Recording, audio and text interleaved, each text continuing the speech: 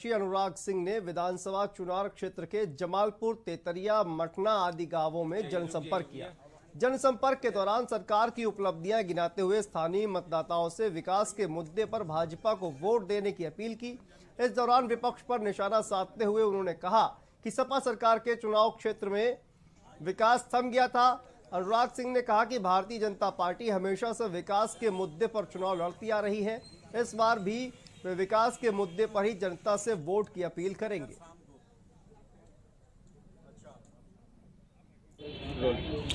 2022 विधानसभा चुनाव पर चुनावी चर्चा को लेकर हमारे साथ मौजूद है चुनार विधानसभा से विधायक और वर्तमान प्रत्याशी अनुराग सिंह।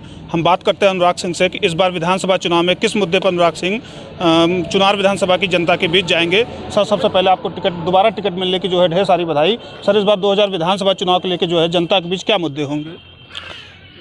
चुनार विधानसभा में भारतीय जनता पार्टी हमेशा से ही उत्तर प्रदेश, चुनार, मिर्ज़ापुर, भारतवर्ष विकास की ही राजनीति करती है और हमेशा विकास ही मुद्दा होता है।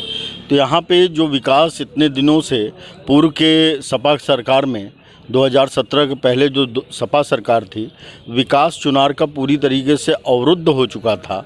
एक बार पुनः 2017 के बाद विकास की गति चुनार विधानसभा पकड़ चुका है और इसकी तीव्रता 2022 के बाद तीव्र गति से विकास होगा। इसलिए चुनार विधानसभा में विकास ही मुद्दा है और विकास के आधार पर ही हम लोग चुनाव लड़ेंगे। सर, 5 साल आप विधायक रहे जो है और आपने जनता के बीच में काम किया है, क्या लगता है आपको कि इस बार चुनाव पहले से कठिन होगा या आसान होगा? चुनार विधानसभा में भारतीय जनता पार्टी बहुत ही प्रचंड बहुमत के साथ विजय हासिल कर रही है, इसमें कोई दो राय नहीं। जो जनता ने 2017 के पहले सपा शासनकाल में उब चुकी थी, परेशान हो चुकी थी, इस भारतीय जनता पार्टी के कार्यकाल में जो विकास की गति देखी है, इसके कारण से मुझे पूर्ण विश्वास है कि भारतीय जनता पार्टी चुनार विधानसभा में प्रचंड बहुमत के साथ विजय हासिल करेगी। सर, चुनार विधानसभा जो है शुरू से औद्योगिक क्षेत्र रहा है और जमालपुर जो है कृषि प्रधान जो है क्षेत्र माना जाता है, तो उद्योग के क्षेत्र में और कृषि के क्षेत्र में जो है क्या योजनाएं हैं आपके पास जो है भारतीय जनता पार्टी? देखिए, चुनार विधानसभा को अगर पूरा चुनार विधानसभा आप लें तो यह एक कृषि आधारित, कृषि प्रधान विधानसभा है। चुनार नगर में पॉटरी उद्योग था जो कि समय समय वो मंद पड़ता गया, लेकिन इसके लिए हम लोगों ने एक प्रयास शुरू किया है जो कि 2017 के बाद से कुछ प्रयास हुए हैं और वह अभी भी प्रयास में प्रक्रियाधीन है।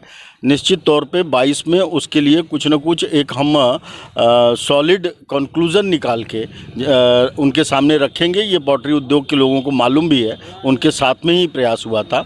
और जहाँ तक कृषि का है, चुनार विधानसभा में मैं एक बात पूरे विश्वास के साथ कह सकता हूं कि इस विधानसभा में अगर विकास हुआ है तो केवल भारतीय जनता पार्टी के कार्यकाल में हुआ है। तो कृषि की दृष्टि से देखें तो जमालपुर ब्लॉक में मैं बैठा हूं, यहां नहरों का जाल बिछाना, नहरों की सफाई, किसानों से जुड़े अन्य मुद्दे, धान खरीद की जो मुद्दा है, यह गत वर्ष या पिछले कार्यकालों में जनता के यहाँ खरीद नहीं हुआ करती थी, जनता बेहाल थी। इस बार उसमें बहुत बढ़ोतरी हुई है। इसको और कैसे सुविधाजनक हो, ये हम लोगों का प्रयास रहेगा। सर, विधानसभा चुनाव में जो है आपका प्रतिद्वंदी जो है किस पार्टी से या किस प्रत्याशी, किसको आप अपना प्रतिद्वंदी मानते हैं? चुनार विधानसभा में किससे आपकी चुनावी टक्कर मानी जाए? फिलहाल चुनार विधानसभा में कोई प्रतिद्वंदी नहीं है और किसी से टक्कर नहीं है। जो लड़ रहा है वो भारतीय जनता पार्टी से लड़ रहा है। भारतीय जनता पार्टी अपनी चाल चलती जा रही है। ये सर, आत्मविश्वास की वजह जो है आप जो है प्रत्याशियों को कमजोरी आप मानते हैं जो है, अपने आप को मजबूत मानते हैं? ये किसी की कमजोरी और उसको मैं नहीं बोलता, ये भारतीय जनता पार्टी का काम बोलता है। भारतीय जनता पार्टी ने इतना काम किया है, उसके आधार पे हम लोगों का आत्मविश्वास और जनता का प्यार, इसको देखते हुए हम लोग ये कहते हैं कि हम भारतीय जनता पार्टी का टक्कर किसी से नहीं है। जो भी आ रहा है वो अपना प्रतिद्वंदी भारतीय जनता पार्टी को मानता है। भारतीय जनता पार्टी किसी को प्रतिद्वंदी नहीं मानती।